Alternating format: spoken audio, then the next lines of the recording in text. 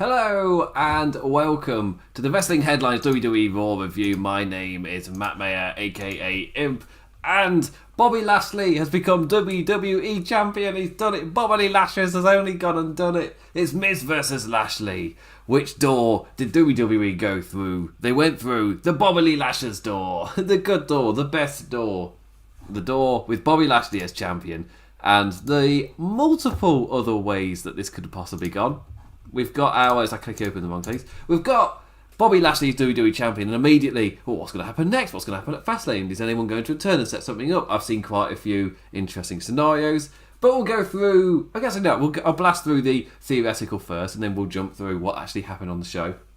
So, in terms of suggestions, to quickly address in terms of what does Imp actually think about these suggestions. I've realised my sleeves rolled up like I'm going to hold cigarettes in them. But yeah, so the first off. Bobby Lashley as WWE Champion creates the immediate thought of, well, surely he's going to face Drew McIntyre. On Monday Night Raw, they bashed out Drew McIntyre facing Sheamus on Monday Night Raw. It's like, that's a bit of a shame. However, if they're then building to WrestleMania, the one thing which I keep having to remind myself, and I don't know, I feel like because Fastlane has had like a 4-week break, I don't know how aware viewers definitely are, because it didn't dawn on me till last week. But WrestleMania, they said it on the show, WrestleMania is 6 weeks away. Fastlane is 3 weeks away. Once Fastlane is done, you've got 3 weeks. And then it's WrestleMania. WrestleMania is really close. So you can't be dilly-dallying, you can't be holding stuff back and doing a slow build, because there's only 6 weeks. There is no room to do that. In terms of like getting Bobby Lashley over as champion, got to do that quickly. In terms of getting Drew McIntyre into that number one contender spot, you've got to do it within the next couple of weeks, really. So you got to fast forward, and yeah, things get left at the side. Unfortunately, that's a Sheamus Drew McIntyre. There isn't the room to put that on Fastlane. You've now got to wait and kind of build it up the other way. However, I personally really am behind the idea of Bobby Lashley WWE Champion. I'm really into it. I really like the idea of McIntyre versus Lashley as well. There was another scenario that was put out there, just to ask what did I think of it, and that was Lashley, Brock Lesnar, and Drew McIntyre in a big boy triple threat, like Brock Lesnar returning and like going to do his normal shtick of I will be in this big championship match at WrestleMania. He's doing his normal Lesnar thing. However, then out comes Bobby Lashley as the champion, and suddenly the scenario is not the same, and you got your big boy match set up, or you do what was kind of teased of. Where it was in theory going to be Keith Lee, Drew McIntyre, Lesnar. You just replace Lesnar with Bobby Lashley. That could also work in another big boy triple threat. Basically, there's big boy scenarios out there, and Bobby Lashley as champion suddenly makes me quite excited for what could happen. Because they've got a few kind of dice in play. The obvious one is Drew McIntyre. He's the kind of like sole entity that's been booked well and consistently throughout the year in terms of the babyface side. Bobby Lashley would be the heel side. Makes sense then at WrestleMania they face each other, with the ultimate big one being Roman Reigns versus McIntyre again. That's like the ultimate big dog one. Ultimate big doggy woof woof championship match there. But yeah, they did a really good job on this show on actually making Lashley champion. It's a mixture of making Lashley champion and painting The Miz as this just desperately holding on to his title kind of character, where you knew the second he got in the ring with Bobby Lashley he was going to get his ass kicked. So he's doing everything he could. And the question was, could The Miz wriggle out of it? And they did a job throughout this show of convincing me there was a chance that The Miz was going to wriggle out of it. Again, it's done in that scenario of, are they going to write something silly so he retains? It was in that realm, but they set up that possibility of something could happen. So whenever you saw The Miz trying to do something, like there's weight behind it. Because I believe they convinced me enough throughout the show, and from, I guess, what they did last week, where I was thinking, because my limit was Fastlane, and I was like, they could still pull shenanigans. That was my worry. My worry, something was going to happen, like Strowman was going to come out, or it wasn't going to be a lumberjack, it'd be a surprise triple threat, or no DQ for something to happen. Like, I was expecting shenanigans, but they did a good job of kind of setting up the reason for the lumberjacks, and we'll get to that. Actually, let's go through how the kind of show started, where Drew hit a pre-game promo for Miz to interrupt, like laying the road ahead for the Scott for WrestleMania, as Miz once again tried his best to wriggle out of having to defend against Bobby Lashley when MVP came out to once again give the Miz till 9 EST to prepare, just like last week. And then comes 9 EST. Bobby Lashley comes out. The Miz comes out. It's time for the WWE Championship. Or is it? Actually, because the Miz didn't come out. That's a completely pretty bad misspeak. But the Miz is backstage cramping up, claiming he's not well. Bit of a hint that he proves himself here, but it's like, well, why did he need a towel? Lashley, watching the put on show, just charged to the back to grab the man by the throat. Like, he wanted more time. He's got it. The Miz got 1 extra hour till 10 EST. Talk about lowering the champion even more. Now, has he got problems with his bum? What were they trying to sell here? The Miz on the grounds with his cramps after Bobby Lashley grabbed him by the throat. And then John Morrison shouting, "Get this man a towel! Get this man a towel!" And Miz kind of moves his hand behind him, and it could have just been holding his back, but the hand behind and Morrison shouting, "Get someone a towel," whilst he's talking about having cramps, that only means one thing. So it's pretty. It's was that what they were insinuating? It's WWE. So yeah. Anyway, 10 EST. It's the Miz versus Bobby Lashley for the WWE Championship. This time, commentary putting over, no turning back for the Miz. And I'm watching it obviously he's going to try. And he does. Calling from the microphone, for one last desperate attempt to wriggle away. MVP, however, having none of Miz's WrestleMania title match offer. Instead of doing it here, we could do it on the grandest stage of the all. Just picture it. MVP's plan is Bobby Lashley's going to be champion, and therefore he would be in that match regardless of the Miz. So why would I take that offer? But the Miz then immediately hightailing it out of there as soon as the bell rang. Counted out, but no title change once again. His cowardice landing him in a much worse situation than he was originally, as the uncensored MVP called BS to Shane McMahon afterwards, who threatened to strip the Miz the title. But what did he actually do? And that took us to the main event. The Miz seemingly trying to wriggle out, no matter what later consequences he's causing himself. He's constantly trying to wriggle out of having to defend against Bobby Lashley. This time, there generally is no other way. The Miz has to defend in that ring, but what kind of match was it going to be? And Shane McMahon was just saying to the Miz, I do not know what kind of match it's definitely going to be yet, but you will have to defend, or I will strip you of that championship. So they go down, the Miz and Bobby Lashley in there, and over the course of that final hour, Shane McMahon is threatening stripping the Miz if he doesn't legitimately defend the title. However, again, Shane constantly said he hadn't exactly decided what the match would be. Imp senses shenanigans. And it was at this point, so quite a few people were via the Miz's actions. For me, it was via Shane's actions on the show, where I was a bit concerned. It's I'm sensing shenanigans, and I'm hoping to God that Shane McMahon does not see this as a way to pay back Strowman. I wouldn't be surprised if we get Lashley Strowman at Fastlane. Strowman's a decent opponent for a pay-per-view like Fastlane, where, it is a pay-per-view, but it's not the big one. He's a decent opponent to have before you have your big special opponent. As in, give him a good run for the money, but he's not going to win. And I feel like that's why he's a decent opponent kind of stuff. However, the Lumberjacks. It was Lumberjacks. It wasn't shenanigans. It wasn't Strowman coming down to make it a sudden triple threat. It wasn't any situation in which The Miz could escape. This was The Miz reaping what he sowed. In his cowardice, he made things infinitely worse for himself. Where, the bell rang as the tone got set, immediately in The Miz failing to lamp Lashley with the title. Genuinely no escape this time. Commentary said it for the second one. But in this case, there really was no escape. The whole show building to this beatdown. Not even the heels respected Miz enough to help him out. A little dynamic I really liked. A little note, included in the Lumberjacks were some questionable ones. So, the biggest one, a few others where it's a bit you can wriggle around it because, maybe if they've feuded with the Hurt Business in the past. Everyone hates The Miz so much that kind of gets put to the side a bit. However, Retribution being out there, like the Lumberjacks including Retribution, like that makes the littlest sense. Like the anti-establishment group, their entire purpose is acting out against the WWE's wishes. However, they're perfectly fine to be Lumberjacks to help out with the championship match and keep Miz there.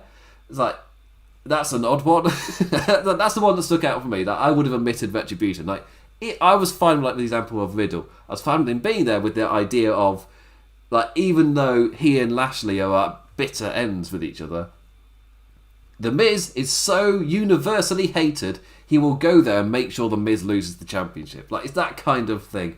But Retribution, like, makes no sense. Why would they care?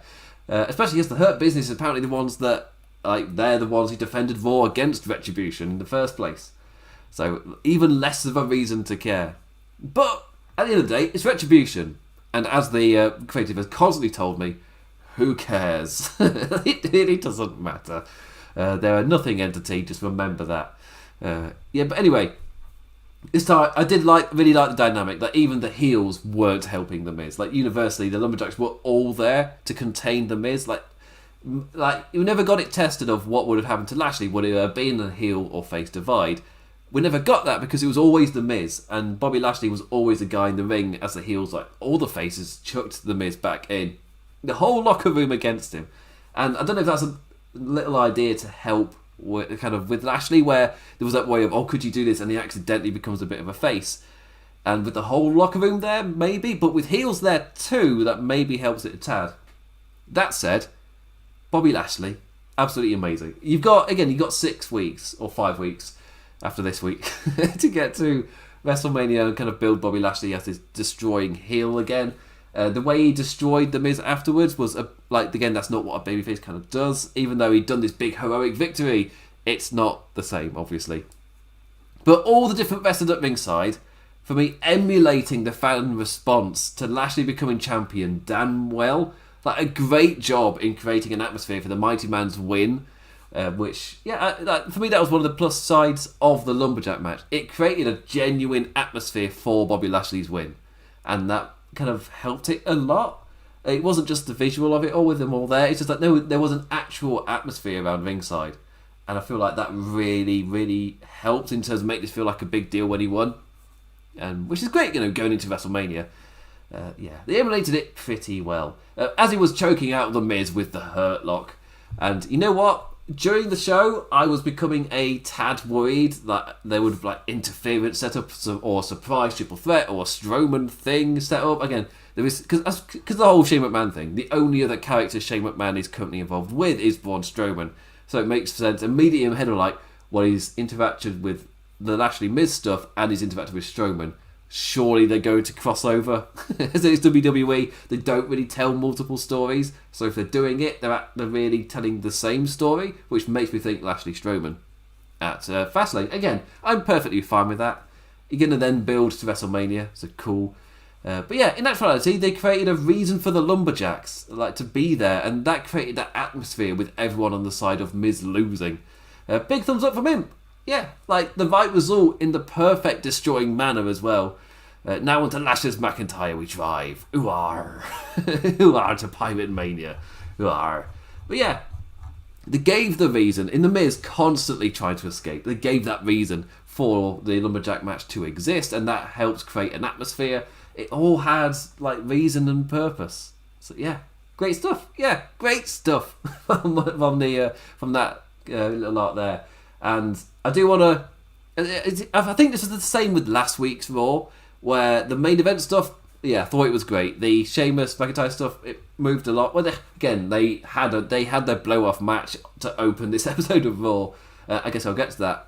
But, again, the middle portion of the show, it's just not... It's really not very good. For me, this is what makes it kind of to give it an overall grade for the show. Because, yet again... I really enjoyed certain bits. I had a whale of a time with Drew McIntyre. Sheamus, yes, it's it's not on pay-per-view, which is a bit questioning, but the match itself was still great. And then there's the thing at the end with Bob. Or throughout the show, I enjoyed the Bobby Lashley Miz kind of building up of them maybe convincing me a little bit that Miz might escape, and then no, Bobby Lashley just absolutely destroys him. And it created a nice little atmosphere for me to end the show, and it felt great that Bobby Lashley had won. Now I'm all ready for him to kind of become dominatory for Drew McIntyre. But like everything else in between in the middle of the show was yet again just kind of either repetitive or mediocre, not really going anywhere, or feeling a little bit meaningless, which again is a bit of a shame. Or it didn't really do much to excite me, or it feels evident that they don't really know where something is going, or they're a bit stuck in limbo. It's like, guys, we're 6 weeks out from WrestleMania, and I wrongly assumed because of course if they hadn't figured it out before, and there was the reports of a bit of a worry back at the Royal Rumble, like for plans to not be like set in place this late is a bit worrying. And I'm watching the show thinking, are they still not set in place? Like, do they still not know? It's kind of especially for the mid card, because it feels like the main event matches have got clear direction. And again, for me, it just screams that we are heading to Lashley McIntyre in some capacity. Be there a third person, be there something else. Lashley McIntyre in some way is happening at WrestleMania, and they're building to that, and they're building to it well each week. Progressively, the building blocks are all there. That said, the rest of the show is seemingly all over the place. Like, maybe the Bad Bunny and Damian Priest stuff just felt a little bit holdover this week because of the Miz stuff. Following that 1 week meant that like he didn't have anything to do, because again, assumably that's the match at WrestleMania. So like an overall grade, it's really difficult. Once again, just like last week, certain bits I absolutely loved. I really enjoyed watching Drew McIntyre, Sheamus lamp each other, and I really enjoyed the Miz and Bobby Lashley stuff, all building towards the end of the show. But all the stuff in between, there's no point in watching any of it, which is a bit of a shame, really. Like, unless it starts to like generally go somewhere. And like, for example, I don't believe Jackson Baker are losing on Wednesday. Them losing would shake everything up in terms of the women's division, and he can use that to get Kai and Gonzalez like some to shake up the women's division on Raw as well, where they desperately need it. And Rhea Ripley arriving as well will just be suddenly there's this huge injection. But currently, it feels a bit flat.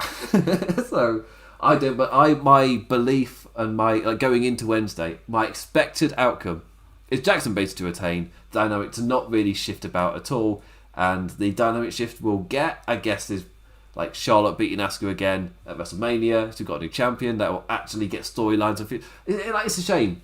I really want Asuka to become. When Asuka becomes champion, it's like, yeah, it's great, they can run with it. Asuka's an amazing wrestler, but then they don't give her feuds, and this has been twice in a row now. So for me, it's like, if you don't give the champion anything to do, then yes, she's a fantastic wrestler, but don't make her champion. If you clearly have no plans for them once they are champion, then why are they champion? As much as we love them, and for me, that's what Asuka's become for me. Which is again a bit of a shame. But for me, that's a prime example of this show where loved some of it and others just feels like where you're going with it. I guess YouTube will be my answer there. YouTube, Drew McIntyre, Sheamus, and I guess the Miz Bobby Lashley main event. You maybe don't need to see all the individual bits if you know how it builds. Yeah, you YouTube those two bits and then skip everything else. It's a 3-hour show is like too long as it is, but for that amount, like it's constant repeat matches and things. It's just the middle of Raw, outside of the main event, is dire. these past few weeks on this road to WrestleMania, I'll word it as that. From like between the Royal Rumble and WrestleMania, the mid card stuff is just nothing, which is a shame because it could be. There's still that talent there. But it's the quality, like you're seeing it on SmackDown actually. SmackDown isn't massively different, but there is direction. And the characters have, like, they're going somewhere. There's things happening, there's purpose to the segments at least.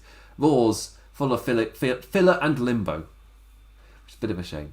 Anyway, I'll take a quick sip of water, and then I'll review the show in order, starting with Drew McIntyre and Sheamus. And again, just like last week, because a lot of the mid-card stuff, just not a lot to it. Like, after McIntyre Sheamus, I might just end up blasting through the show because there are just not many notes to talk about. Lovely jubbly. Yeah. Anyway, we'll see how this goes. My voice might go away a little bit. as yet again there's still like dust in the air from like about the different moves being fitted and things and different entities and stuff. So the likelihood is Imp's throat goes again. We'll see how it is. He's knackered. He's been lifting heavy things. My core was so tight I couldn't stand up properly. Is that a sign of me doing lots of work? Is that a sign of me getting pretty unfit during lockdown? It's probably a mix of the two. Anyway, Drew McIntyre versus Sheamus, putting me to shame in the fitness that they're in. And we went from the constant interruptions of the opener into a great opening match for Monday Night Raw. Only question is, like, really? Like, they just went ahead and had Drew versus Sheamus on Raw? It's like, I mean, it was the exact great big old brawly brawl we were expecting. They gave them time to run. Like, just a tad surprising that this didn't hold off, like, till Fastlane. That said, what I was talking about earlier, with Fastlane so close to WrestleMania, as in 3 weeks out, like, it makes sense to change gears on the road, like, ASAP. Like, seriously, with Fastlane at 3 weeks before Mania, that's the closest pay-per-view to the big one I think I've ever seen. And now we're only 3 weeks out from that one. Like, not even Roadblock, end of the line, whatever it's called. Not even that was 3 weeks before WrestleMania. Like, it's so incredibly close that a feud like Sheamus Drew McIntyre, if it were to happen at that pay-per-view, that is way too close. You haven't got enough time to shift gears and make me care. So you got to do it now. Because now it's 5 weeks. You've got 5 more episodes of Raw. Which is still, like, that's close. And say you have a pay-per-view 3 weeks before WrestleMania. Like, what happened there? What's going on with that? Yeah. Anyway, quick notes. An awesome belly-to-back suplex from Drew in his comeback, launching Sheamus onto the announce desk. That looked brutal. Kick-out City in the closing moments as the two exchanged signatures. Loved it. By exchange signatures, I meant they did the opposition's one. I thought it was a nice little change over there. As in Drew McIntyre with white noises and whatnot. Loved the finish too. With the two lads charging in with their finishes at the same time. Like McIntyre going for the Claymore and Sheamus with the bro kick. And it was like, commentary likened it to a Wild West duel with that split second difference in the draw. And it was McIntyre drew the gun just a little bit quicker. And he ended up with that firing final blow. McIntyre got the win over Sheamus. Over a great old brawly brawl, which is exactly what he's built up to. Escalating into those like big hefty, big boy signature slamming moves. And in the end, it was just a quick draw charge. I thought that was fun. That was a pay-per-view level match for me. If that happened on the pay-per-view, I'd be happy.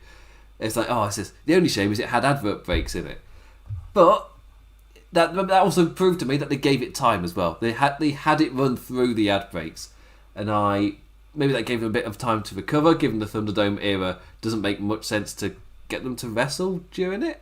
I don't know what they do actually. I mean, there was video coming out of I remember earlier in the Thunderdome era. I was like, why during the ad break do they just stand there? It's like, well, they're not wrestling for anything. Then, it's a really odd one.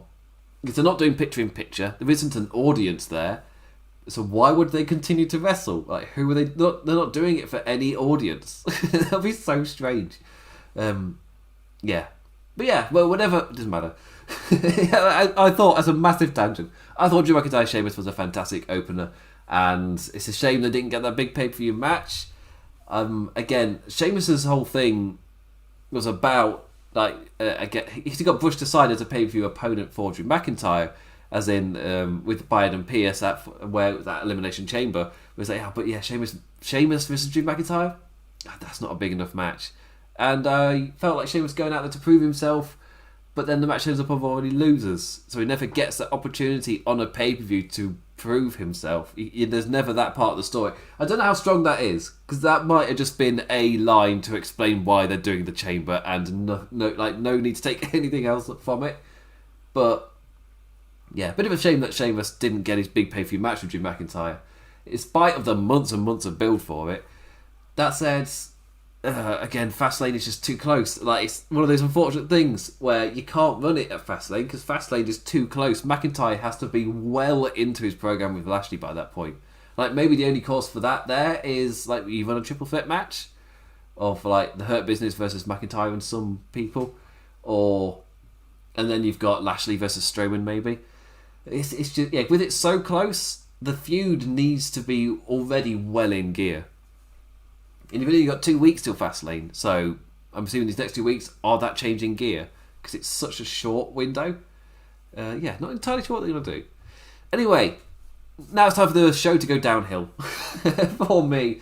So I've got my happy out of the way. Really enjoyed the Miz Bobby Lashley stuff. Really enjoyed the big old British brawny brawl between Sheamus and Drew McIntyre. Now on to the rest of the show. So I've got my 25 minutes of praise out because this is the point. Well, get the messages of I'm just constantly crapping on WWE. So Tony Khan shill. It's like, I've got the positives out of the way. Scarily enough, in this weird thing, it's not black and white, cut and dry. This show had things I genuinely really liked. Now for, unfortunately, a massive string of just negative, because again, the second week in a row, One Night Raw for me has had that massive problem where the WWE Championship scene has grabbed my attention and the rest of the show is just time-wasting nonsense. I guess this week it flowed better because I didn't have a fatigue point like last week. But part of that is probably down to like no match like the Mandy Rose and Dana Brooke tag match from versus Naomi and Lana from last week. Like there was no like match which was like 1 minute long. There was no point of it happening. There was nothing like that. But Naomi and Nia Jax came close.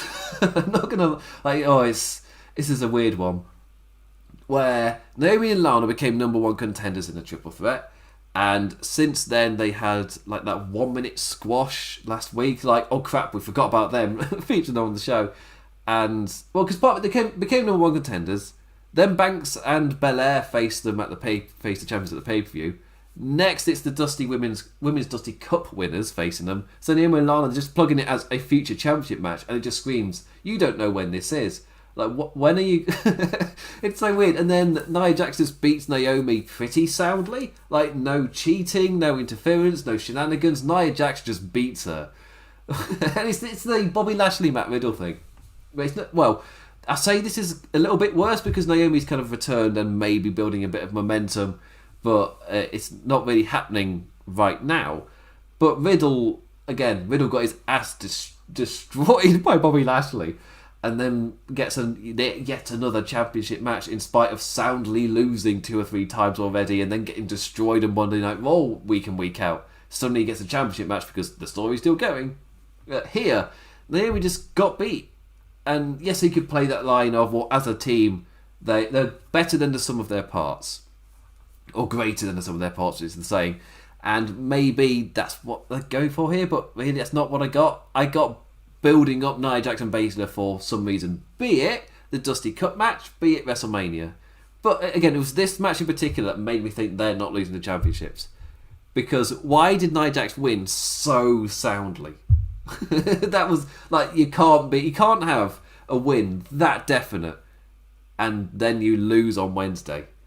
It's like, like still in line for your future WWE tag team match, like. But there's yet another duo in front of Naomi and Lana.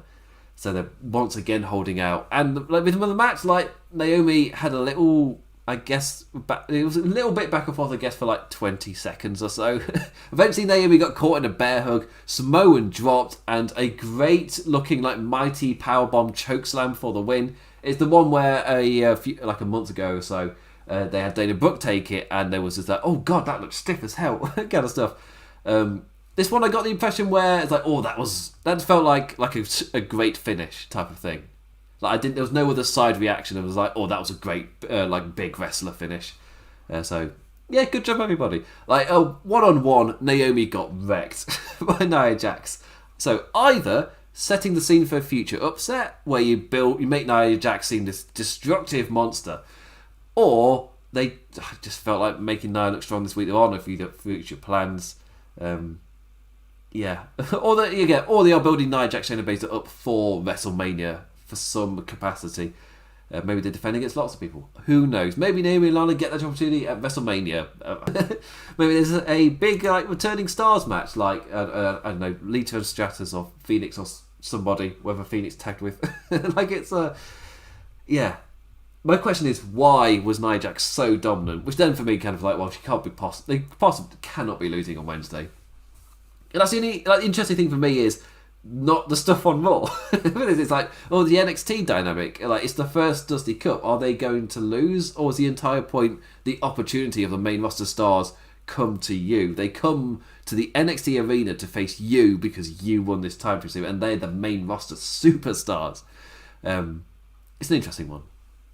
we'll see on Wednesday. That said, why are they building Nia Jax so strongly? What is it for? And I'm assuming this again. Maybe I'm making the error here that I'm assuming that because it's so close to WrestleMania, I'm assuming it's going somewhere. So yeah. Anyway, after that we got the Miz and his injured bum keeping up that ad revenue. I don't know if it's still going to be too flirty around the edges, flirting with the danger zone of YouTube. After that we got Braun Strowman and Mystery Tag Partner versus the Hurt Business. I did not enjoy this segment. However, hey, at least the Hurt Business weren't facing Lucha House Party again. So it's a change of pace. It's a different match. That streak's broken. One of my moans from last week was, this match again. Like, at least they didn't do that. It was a new segment, something different to offer us. Who was Brawny the Strowman's mystery tag partner? Shane O'Mac let us know. He's been taking a course and learning all about conflict management. And I'm just like, this is a roundabout way to get to the point. Right then. So, he puts Braun with Adam Pearce for a Raw Tag Team Championship match to help find a resolution to this conflict. Again, there's something weird about Shane McMahon's delivery during this Thunderdome era, because I noticed it last week as well, where, especially when paired with Strowman, whose delivery, fair to say, is, I want to say shouty staccato. Like, I'm big Braun, I don't like this, I am going on, dum dum dum dum. And then Shane McMahon comes out, and he's a bit quiet. Like, I find that a little bit strange. There's something about his delivery where he's like, because there's nobody there and he's maybe used to talking over the audience, he's measured, maybe, his tone, and he's just kind of talking like, well, Braun, I've been taking this course and I'm like, I've been learning all about like conflict management, so. And he's one of those lizard noise people as well. Part of doing this is hearing back your weird lizard noises that your lips make, like just doing all that. I've got a pop shield on, so it won't be too bad. But it's just like my But anyway, he just speaks so quietly, and like I can still understand every single word. Which is like, especially when opposite big shouty brawny Braun, big shouty brawny Braun, and then Shane McMahon is like, well, this is why I'm going to be doing this, and it's like such a weird dynamic, especially having them both in the same segment. Anyway, because Braun Strowman's having issues with the management, he's like, well, let's put Braun Strowman in a match with management. Like, pretty certain that's how the conflict resolution in wrestling course goes. Pretty sure. A match with Big Braun being all big and brawny. It taking both champions to take him down. But once one was fended off, like Braun Strowman was quickly crashing Benjamin down with the power slam, destroying the tag team champions. Shane O'Mac shouting at Braun to tag in Pearce. The large human had the champions beat, but Pearce just got immediately rolled up by the businessman. Conflict not resolved. Braun Strowman really angry as Shane McMahon tries to do acting. That's the best way I'll put it. The reaction of just, what am I going to do now? What am I going to do now? What do you mean you've not cut to the next segment? What am I going to do now? He didn't escalate it though. I feel like even I just slipped into overselling it. It's like, well, surely it would escalate somewhere. It's like, no, it just stayed at that same. What am I going to do now? And just hold it. Continue to hold it. We're still not cut. Like, it's so strange. I was not a fan of this segment. Partly because it felt so weird and strange. And again, that's what sang out to me. It's like, well, surely they're building up Strowman for something, and surely it's not Strowman versus Shane McMahon. It screams that he would get an opportunity at Fastlane. That kind of build. And maybe that's what you use last week for, but we could actually beat him so soundly. Maybe it is time for him to just start building into the McIntyre stuff. Yeah, it was a weirdly constructed segment, and then it's for the fact that it immediately came after such the strong, dominant kind of putting over Bobby Lashley. That same stable got destroyed with ease. It's like, oh, it's a weird one. I've done it one before, where yes, he's destroyed cruiserweights, which is a bit more understandable, but he's destroyed tag divisions before. Because again, the big singles guys, they're the big stars, so Braun Strowman can obviously absolutely destroy any tag team, no matter how fantastic their teamwork together is. They're mid-carders, they're not main eventers. Yeah. Anyway, Elias with Jackson Viking versus Damien Priest with Bad Bunny. This absolutely screamed trying to find as logical as possible a holdover feud for a 24/7 champion and friend, whilst Miz and Morrison continue their WWE Championship shenanigans. I guess the idea they went with was the music man who normally touts his success getting shown up by Mr. Bunny, who generally is quite successful. And I guess that's the idea they came up with. Well, who on earth do we have Damien Priest face? For me, I guess negatives here, it felt like a holdover. It screamed holdover. It's like, what do we have? Like a little bit of a panic of what do we have Damien Priest do this week? And I guess the other part of, was also you're building up Damien Priest as this new arrival, and he's already struggling against Elias.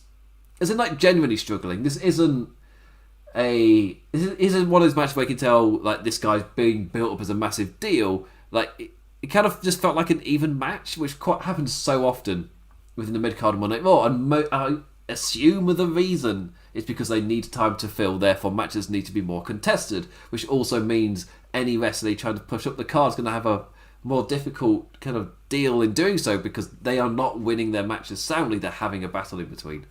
And I felt like it was a mistake in terms of Priest. Yeah, that's fine with some people. Matt Riddle, I feel like he's a perfect guy for that kind of booking, where you show off the hard fight in him. But Damien Priest comes across as a guy who should be winning a bit more soundly, especially right now. And yeah, Priest too, he gets to climb the WWE mid-card a tad. From the unused Garza to the at least weekly featured Elias.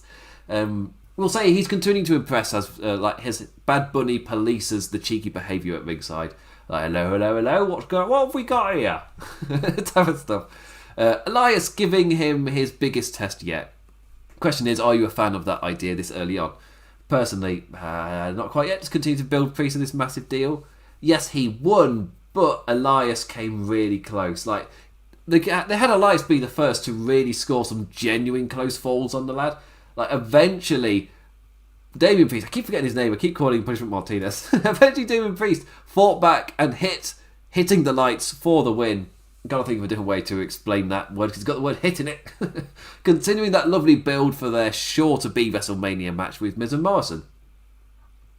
Yeah, it's continuing to build Damien Priest, but I felt like this might have been a little bit of a misstep, purely because it means his momentum isn't as zooming and flying, because it was a longer match, and it was a lot more contested. Yeah, over the course of the WWE run, that's going to happen. But I feel like this is a little bit too early for that to happen.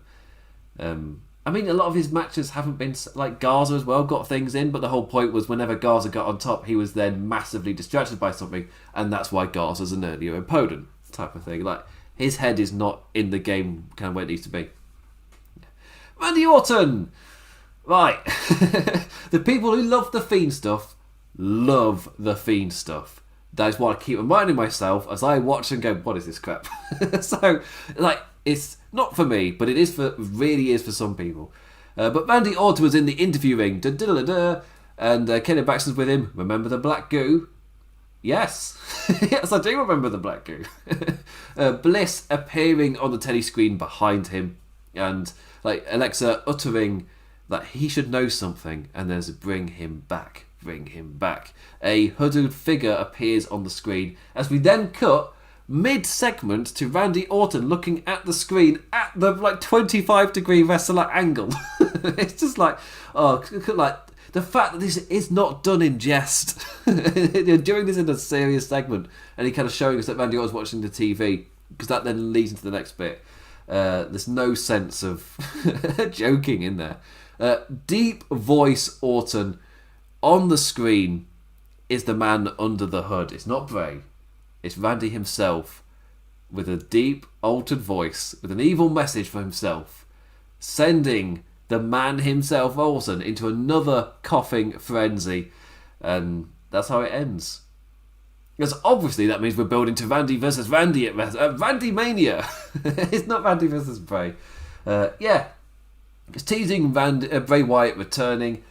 Again, there's 5 weeks left, and it feels like it's stalling until Bray gets back.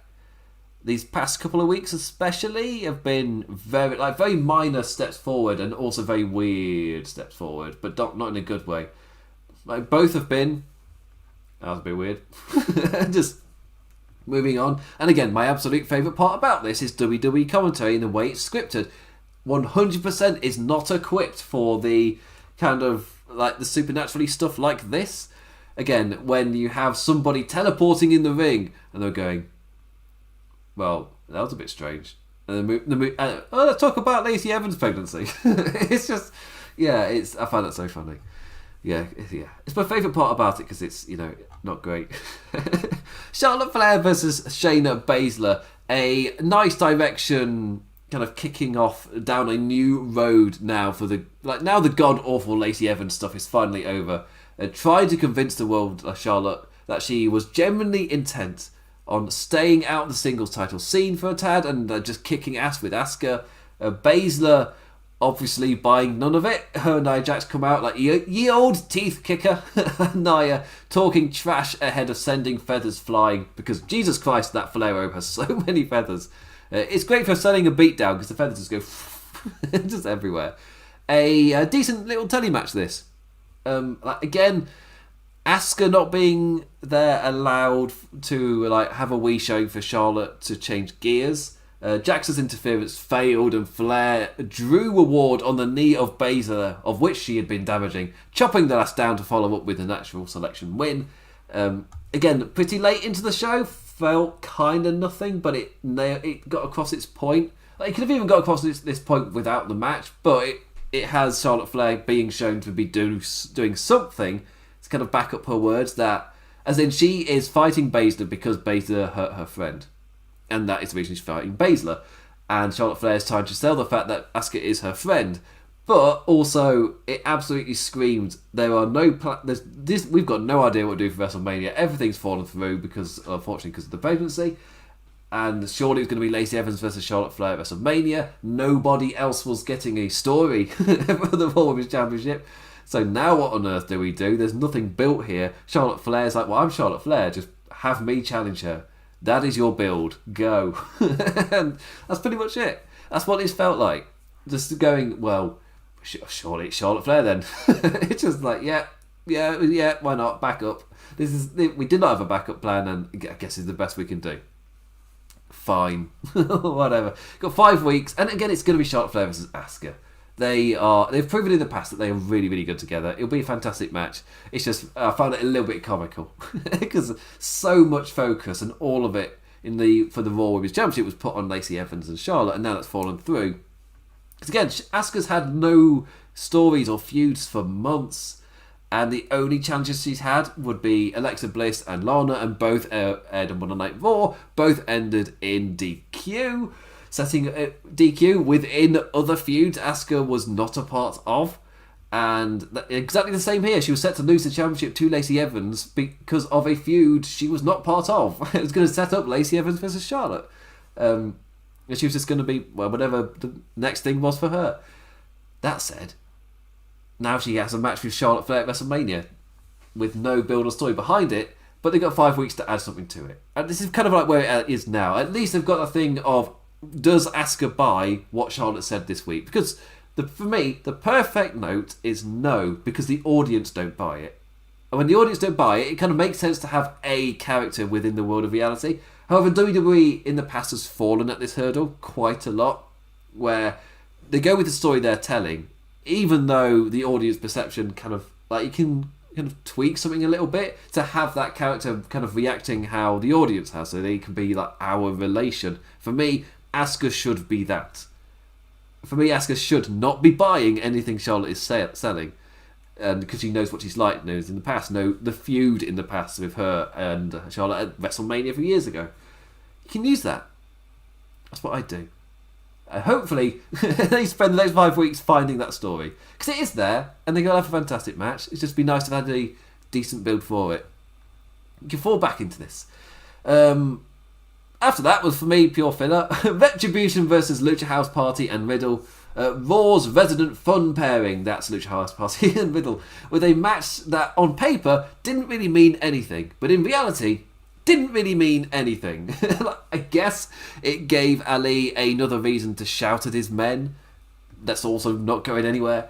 The match ending pretty quickly and setting up Ali to try and set a good example by taking on the US champion himself. And by take on, I mean lose. That's right. Retribution got back-to-back matches, as then after this, Riddle did face Mustafa Ali. And I'm watching like, Ali really is great, but he's given just absolute crap to work with. Riddle looking great in back-to-back weeks is a positive, though. He got to look like a strong champion here. Getting the better of Ali pretty easily before the Retribution distraction caused a surprise win.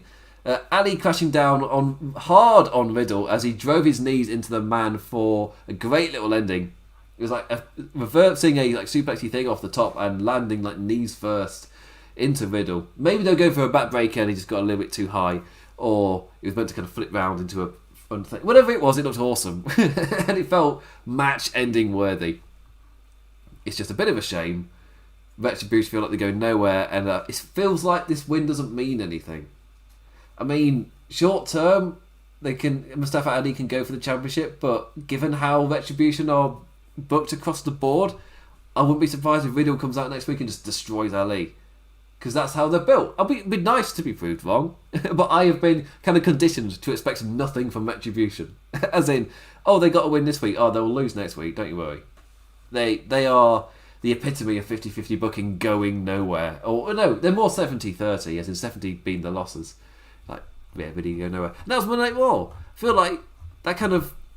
See what I mean? Where I spent like 20 minutes on one thing and then 20 on the rest of the show. It's kind of proves my point. Where the main event stuff I'm really interested in. The setting up, getting Drew McIntyre back into that title picture with Lashley. Generally excited for it. Think the match of really looking forward to the match of WrestleMania. Which again, overall good sign. But the middle of the card is throw away nothing. And for a 3-hour show, that's a bit of a shame. I say 3 hour, throw away nothing. Some of it is in limbo, and we're expecting it to kick in gear for WrestleMania. But we've now got 5 episodes of Raw left before WrestleMania, and it's not kicked in yet. Is it going to? Is it going to ever? Or are we just going to arrive at WrestleMania? Suddenly it's time. It's like, okay. And they got loads of matches with 1 or 2 weeks, if that, to them. That would be a shame. That would suck. Yeah, it would be. Anyway, and yeah, I'm nowhere near the 1 hour. Which is case some point again. Normally, I'm like, I'll try and aim for an hour. I'm nowhere near it. The review's done. So that's Monday Night Raw. But the main point, Bobby Lashley as champion, and I think it's great to go to WrestleMania with the audience so behind a champion in that role. And McIntyre as well. And behind both competitors, it's nice to see. Because one of my main complaints has been that there hasn't been a big championship match between two guys of the generation. There hasn't at WrestleMania. That was headline stuff. The closest would be Daniel Bryan Kofi, but that was in the middle of the show. That was, for me, I'm talking about actual main events.